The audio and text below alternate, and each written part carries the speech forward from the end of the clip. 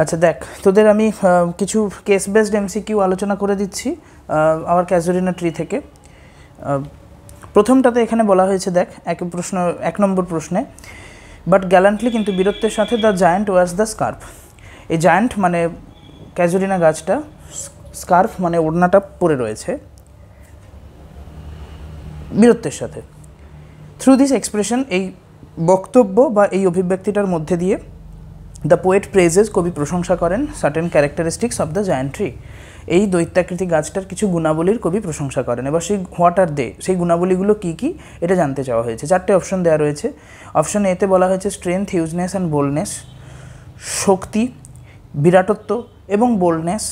Option বিতে বলা হয়েছে ক্লেভারনেস অ্যান্ড স্ট্রেংথ, চালাকি এবং শক্তি। অপশন সিতে বলা হয়েছে boldness and youth.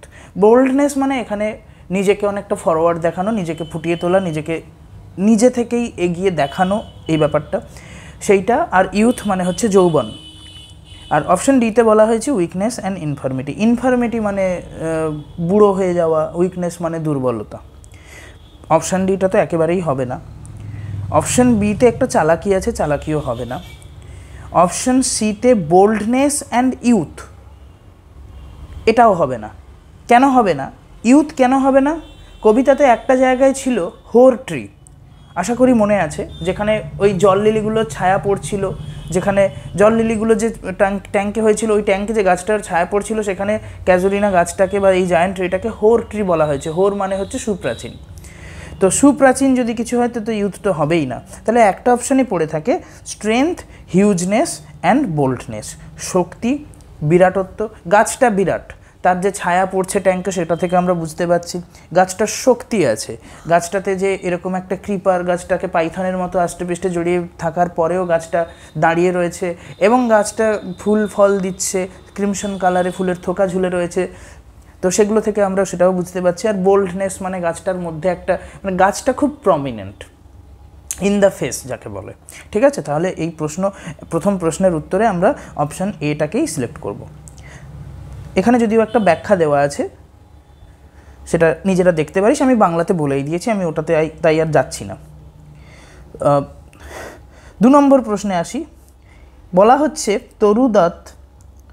তরুদত্ত's Our Casuarina Tree is a type of memoir or nostalgic poem. তরু দত্তের এই ক্যাজুরিনা ট্রি কবিতাটা একটা মেমোইর মানে একটা স্মৃতিকথা এবং একটা নস্টালজিক পোয়েম। নস্টালজিয়া মানে কি? মানে অতীত জিনিসটাকে নিয়ে, যেটা অতীতে ঘটে যাওয়া জিনিস নিয়ে যেটা আলোচনা, নস্টালজিয়ায় ভোগা, পুরনো স্মৃতিচারণ, সেইটা। তো why is it shed so, এটা কেন বলা হয়েছে? 4টে অপশান দেওয়া হয়েছে। অপশান এতে বলা হচ্ছে the poetess had seen the tree in her childhood, কবি এই গাছটাকে তার ছোটোবেলায় দেখেছিলেন। অপশন বিতে বলা হচ্ছে the poetess has found some British children playing under the Casuarina tree, কবি কিছু ব্রিটিশ শিশুকে দেখেছিলেন যারা এই ক্যাজুরিনা গাছটার নিচে খেলাধুলো করত। অপশন সিতে বলা হচ্ছে the poetess associates the Casuarina tree with her childhood memories and tells the readers about her siblings with whom she had played under the same tree. তাহলে প্রথমে কি বলা হচ্ছে? The poetess associates the Casuarina tree with her childhood memories, কবি তার শৈশবের স্মৃতিগুলোর সাথে এই গাছটাকে মিলেমিশে দেখছেন, গাছটাকে তার শৈশবের স্মৃতির সাথে জড়িয়ে দেখছেন। অ্যান্ড টেলস দ্য রিডার্স, এবং পাঠকদের বলছেন অ্যাবাউট হার সিবলিংস, তার ভাই বোনেদের সম্পর্কে, with hmm she had played under the same tree, যাদের সাথে তিনি এই একই গাছের নিচে খেলাধুলো করেছেন। অপশান ডিতে কি বলা হচ্ছে? Casuarina is the name of the little sister, casuarina কবির ছোট বোনের নাম। অপশান ডিটা তো একদম ভুল তথ্য। অপশান বিতে ব্রিটিশ ছেলে মেয়েদের গাছের নিচে খেলতে দেখা গিয়েছিল, এটা অত্যন্ত ভুল তথ্য। আর কবি শৈশবে তার গাছটাকে দেখেছিলেন, এ কথাটা সত্যি, ঠিকই আছে, কিন্তু অপশান সি এর কাছে কোনোটাই টেকে না। কারণ এই কবিতার মূল প্রতিপাদ্য বিষয়টাই যে কবির এই ক্যাজুরিনা গাছটার সাথে তিনি তার শৈশবের স্মৃতিগুলোকেও জুড়েছেন এবং তার যে সিবলিংস, তার ভাই আবজু, বোন আরু, তারা যে খেলতেন, তারা মারা গেছে, সেই গাছটা তাদের সেই সুখের স্মৃতি জড়িয়ে নিয়ে রয়েছে, সেই কথাটা তিনি উল্লেখ করেছেন এবং এই স্মৃতিচারণেই কবিতাটার প্রতিপাদ্য বিষয় হয়ে রয়েছে, গাছটাকে কেন্দ্র করে কবির যে শৈশবের স্মৃতি। তো সেক্ষেত্রে আমরা 2 প্রশ্নের জন্য অপশান সেইটাকেই সিলেক্ট করব। 3 দাগের প্রশ্নে চলে যাচ্ছি। ইন দ্য টাইটেল কবিতাটার নামকরণে the poetess has used subjective pronoun our casuarina tree, আমাদের ক্যাজুরিনা গাছ। কবি এই কবিতার নামকরণে আওয়ার শব্দটা ব্যবহার করেছেন, আমাদের। কেন ব্যবহার করা হয়েছে? আমরা একটা জিনিস জানি, পার্সোনাল প্রোনাউন আমরা তখনই ব্যবহার করি যখন আমরা সেটাতে একটা নিজের অধিকার বোধের মধ্যে কিছু পড়ছে, সেই ধরনের কিছু খুঁজে পাই, তখন আমরা সেখানে পার্সোনাল প্রোনাউন ব্যবহার করি। ঠিক আছে, এখানে বলা হয়েছে why has C done this, কবি কেন এটাকে এইখানে আওয়ার শব্দটাকে ব্যবহার করেছেন। অপশান এতে বলা হচ্ছে the tree was their property, গাছটা ছিল তাদের সম্পত্তি। অপশান বিতে বলা হচ্ছে she wants to add subjective tone to the poem, তিনি কবিতাতে সাবজেক্টিভ টোন অ্যাড করার চেষ্টা করেছিলেন, তাই জন্যে বা তিনি সাবজেক্টিভ টোন অ্যাড করতে চান। সাবজেক্টিভ টোন মানে কি? যা কিছু আমি সংক্রান্ত, সাবজেক্ট সংক্রান্ত, আমি সংক্রান্ত। এটা সত্যি যে কবিতাটা কবির স্মৃতি সংক্রান্ত, কবিতাটা কবির ব্যক্তিগত জীবন সংক্রান্ত, মানে গাছটা অন্তত। অপশান সিতে বলা হচ্ছে she had a big family, তেনার একটা বৃহৎ পরিবার ছিল বা খুব বড় পরিবার ছিল। অপশান ডিতে বলা হচ্ছে she dearly love the tree, তিনি গাছটাকে খুব ভালোবাসতেন। এবার এখানে দুটো অপশান এমনিই বাদ চলে যাচ্ছে। অপশান এতে গাছটা তাদের সম্পত্তি ছিল, প্রপার্টি, এই অপশানটা বাদ চলে যাচ্ছে। অপশান সিতে she had a big family, তেনার একটা খুব বৃহৎ পরিবার ছিল, বড় পরিবার ছিল, এটাও বাদ চলে যাচ্ছে। যে দুটো পড়ে থাকছে সেটা হচ্ছে she wants to add a subjective tone to the poem, কবিতাতে তিনি একটা সাবজেক্টিভ ফিলিং দিতে চেয়েছেন এক, আর ডি এরটা হচ্ছে she dearly love the tree, তিনি গাছটাকে খুব ভালোবাসতেন। এবারে এই দুটোর মধ্যে একটা কনফিউশন তৈরি হচ্ছে। কবিতাটা কিন্তু সাবজেক্টিভ, কবিতাটা অটোবায়োগ্রাফিক্যাল, এখানে আলাদা করে আওয়ার শব্দটার কোনো উল্লেখ, মানে এই দুটো অপশানের মধ্যে যদি আমাকে চুজ করতে বলা হয় তাহলে আমি দেখব যে কবিতাটা নিজে যেহেতু আত্মজীবনী কেন্দ্রিক, তাই এখানে ফার্স্ট পারসন ন্যারেটিভে যখন কোনো লেখক যখন ফার্স্ট পারসন ন্যারেশনে লেখেন যে আমি গিয়েছিলাম, আমি করেছিলাম, আমি থেকেছিলাম, এইভাবে যখন এই বর্ণনা চলতে থাকে তখন ওখানে এমনি আমার এই ব্যাপারটা চলে আসে। তো এখানে সেক্ষেত্রে এই গাছটাকে নিয়ে কেন তিনি শুধু আওয়ার শব্দটা, আমাদের শব্দটা ব্যবহার করেছেন, যেখানে গাছটার প্রতি অনেকটা ভালোবাসা, অনেকটা অধিকারবোধ না থাকলে এই শব্দটা আসে না। সেখানে আমার মনে হয় ব্যক্তিগতভাবে যে এখানে সাবজেক্টিভ টোন কবিতাতে অ্যাড করার থেকেও এখানে she dearly love the tree, তিনি গাছটাকে অত্যন্ত ভালোবাসতেন, ভীষণ ভালোবাসতেন, খুব কাছের ছিল গাছটা তেনার, এই কথাটা অনেক বেশি অ্যাপ্রোপ্রিয়েট হবে বলে আমার মনে হয়। তো এক্ষেত্রে আমি 3 দাগের প্রশ্নটার জন্য অপশান ডিকে সিলেক্ট করব। ব্যাখ্যা এখানে আছে, তোরা চাইলে দেখতে পারিস। পরের প্রশ্নে আসছি। The words scar used in the first stanza of the poem has symbolism, অবশ্যই ক্যাজুরিনা গাছটা যে পাইথনের মতো যে ক্রিপার তাকে জড়িয়ে জড়িয়ে ওপরে উঠেছে, সেটা তার কাণ্ড, তার যে রাফ ট্রাঙ্ক, তার যে অমসৃণ কাণ্ড, তাতে ডিপ স্কার্স তৈরি করেছে, ইন্ডেন্টেড হয়ে গেছে, যেটা ক্ষতচিহ্ন ইমপ্রিন্টেড হয়ে গেছে, ওতে গভীর ক্ষতচিহ্ন তৈরি হয়েছে। তো এটার একটা সিম্বলিজম আছে, এটার সিম্বলিজম দুটো আছে, এখানে একটা আক্ষরিক মানে আছে আর একটা ভাবগত মানে আছে। ঠিক আছে, আমি অপশানগুলো এখানে কি দিয়েছে সেগুলো আগে একবার দেখি। What is the symbolism used here, কিসের প্রতীক হিসেবে এটাকে ব্যবহার করা হয়েছে? সিম্বল মানে প্রতীক। অপশান এতে বলা হচ্ছে ইট সিম্বলাইজেস মেমোরি, এটা স্মৃতিকে প্রতীক হিসেবে ধরা হয়েছে। অপশান বিতে বলা হচ্ছে ইট সিম্বলাইজেস পাস্ট উন্ড, এটা অতীত আঘাতের প্রতীক হিসেবে ব্যবহার হয়েছে।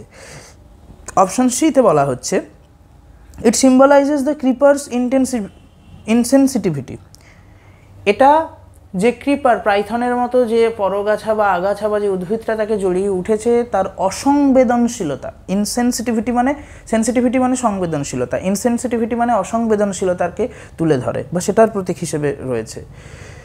অপশান ডিতে বলা হয়েছে it symbolically represents the impact of colonialism on Indian culture and philosophy. Colonialism মানে সেই সময় ব্রিটিশরা ভারতে এসেছে এবং তাদের যে দর্শন এবং তাদের যে নিজস্ব সংস্কৃতি, সেটা ভারতীয় সংস্কৃতির উপর একটা প্রভাব ফেলেছে। তো এখানে তার প্রভাবটার কথা বলা হয়েছে। এখানে কবিতাতে একটা সেটা কিন্তু আছে, এখানে কবিতার একটা মানে এটাও যে এই গাছটা আসলে ভারতীয় সংস্কৃতির প্রতীক, তার ঐতিহ্যের প্রতীক, যেটা বাইরে থেকে অনেক আঘাত বা অনেক কিছু আসার পরেও সেটা নিজের স্বতন্ত্রতা ধরে রেখেছে এবং সেগুলোকে নিজের সাথে বিলীন করে নিয়েছে, সেগুলোকে নিজেকে গ্রহণ করে নিয়েছে, কিন্তু তার আইডেন্টিটিটা বা তার পরিচিতিটাকে বজায় রেখেছে। এবার এখানে অপশান এ আর সি ডিলিট হয়ে যাবে। কেন? ক্রিপার্স ইনসেনসিটিভিটি এই প্রসঙ্গটা এখানে আসবে না, তার অসংবেদনশীলতার ব্যাপারটা আসছে না। সিম্বলাইজেস মেমোরি, স্মৃতিকথার ব্যাপারটা আসছে না। ক্রিপারের অসংবেদনশীলতার কথাটা কিছুটা হয়তো মনে হতে পারে, কিন্তু বাকি দুটো অপশানের সাপেক্ষে এটা অনেকটাই নগণ্য। তাহলে পড়ে থাকলো বি আর ডি। এবারে একটা কথা বলি, স্কার্স মানে কিন্তু ক্ষত চিহ্ন, স্কার্স মানে শুধু দাগ নয়। একটা টেন্ট মানে যেরকম দাগ, স্কার্স মানে কিন্তু ক্ষত চিহ্ন কিন্তু আঘাত থেকে আসে। এখানে বহিরাগত আঘাত, বাইরের আঘাতের কথা বলা হয়েছে। অপশান ডিতে যেটা বলা হচ্ছে, যদি এটা এরকম অপশান থাকতো যে ব্রিটিশ কালচার এবং ব্রিটিশ ফিলোসফির যে আঘাতটা ভারতীয় সংস্কৃতি পেয়েছে বা সে যে অত্যাচারটা ব্রিটিশদের কাছ থেকে ভারতীয়রা পাচ্ছে বা শুরু হয়েছে, সেই জাতীয় কিছু থাকলে তখন এটা ব্যাপারটা আলাদা হতো। তাই এখানে যেহেতু একটা অতীত আঘাতের প্রসঙ্গ আসছে, সেইভাবে যেহেতু বলা হচ্ছে, তাহলে আমরা এটাতে 4-এর অপশান বিটাকে সিলেক্ট করব। It symbolises the past wound. এটা অতীত আঘাতের প্রতীক হিসেবে এই শব্দটাকে ব্যবহার করা হয়েছে। শেষ প্রশ্নে চলে আসি। The poem uses many similes and metaphors. কবিতাতে অনেক সিমিলি এবং মেটাফোর ব্যবহার করা হয়েছে। সিমিলি আর মেটাফোর আমি আগেও বিভিন্ন ক্ষেত্রে বলেছি। সিমিলিটা হচ্ছে বাহ্যিক তুলনা, মেটাফোরটা হচ্ছে যেটা ভেতর থেকে যে তুলনাটা করা হয়েছে, মানে একটা জিনিস দেওয়া রয়েছে, সেটা নির্দেশ করছে বা সেটা যার বদলে বসানো হয়েছে সেটার দ্বারা বোঝানো হচ্ছে অন্য কিছুকেই। আর সিমিলিটা হচ্ছে বাহ্যিক তুলনা, যেরকম the girl is as beautiful as the flower, যে মেয়েটা ফুলের মতোই সুন্দর। সিমিলির ক্ষেত্রে বাহ্যিক যেহেতু তুলনা, এক্স জিনিসটা ওয়াই জিনিসের মতোই সুন্দর, বা এ জিনিসটা বি জিনিসের মতোই খারাপ, বা এ লোকটি বি জিনিসটার মতো দেখতে, এই যে মতো, অ্যাজ বা লাইক, এটা বাক্যে সবসময় থাকে। যে কোনো লাইনে যখন অ্যাজ বা লাইক থাকে, এই কবিতার ক্ষেত্রেও আছে, অনেকগুলি লাইনেই আছে, অ্যাজ বা লাইক থাকলেই সেটা হচ্ছে সিমিলি, বাহ্যিক তুলনা। এখানে কবিতাতে আছে কিন্তু বেশ কিছু, আমি সেই উদাহরণগুলো এখন আর দিচ্ছি না। মেটাফোর্স মানে হচ্ছে যে আমি একটা জিনিসকে বোঝাতে গিয়ে সম্পূর্ণ অন্য একটা জিনিসকে ব্যবহার করলাম, সেটার দ্বারা আমি বোঝালাম অন্য একটা জিনিসকে, থাকলেও একটাই জিনিস কিন্তু সেটার দ্বারা বোঝানো হলো অন্য কিছুকে, সেটার রূপ একটা প্রতীক হিসেবে বা রূপকের আড়ালে আমি অন্য কিছুকে ব্যবহার করছি, সেইটা হচ্ছে মেটাফোর। মানে আখেরে এইটা সিমিলিটা হচ্ছে বাহ্যিক তুলনা, মেটাফোরটা হচ্ছে অভ্যন্তরীণ তুলনা। ঠিক আছে, এবারে এখানে বলা হচ্ছে প্রশ্নতে, what emotions are shared by them. এই যে সিমিলি আর মেটাফোরগুলো ব্যবহার করা হয়েছে, এটার দ্বারা কোন ধরনের অভিব্যক্তি বা অনুভূতিকে ফুটিয়ে তোলা হয়েছে। অপশন এতে বলা হচ্ছে নস্টালজিয়া, নস্টালজিয়া মানে অতীতের স্মৃতিচারণ বা অতীতের স্মৃতিতে মেদুর হয়ে যাওয়া। অপশন বিতে বলা হচ্ছে লঙ্গিং অ্যান্ড আইসোলেশন, লঙ্গিং মানে চাওয়া, আইসোলেশন মানে দূরত্ব, আইসোলেট মানে বিচ্ছিন্নতা, চাওয়া এবং বিচ্ছিন্নতা। অপশন সিতে বলা হচ্ছে লাভ অ্যান্ড অ্যাফেকশন, ভালোবাসা এবং অ্যাফেকশন মানে আদরের অনুভূতি। অপশন ডিতে বলা হচ্ছে অল অফ দিজ।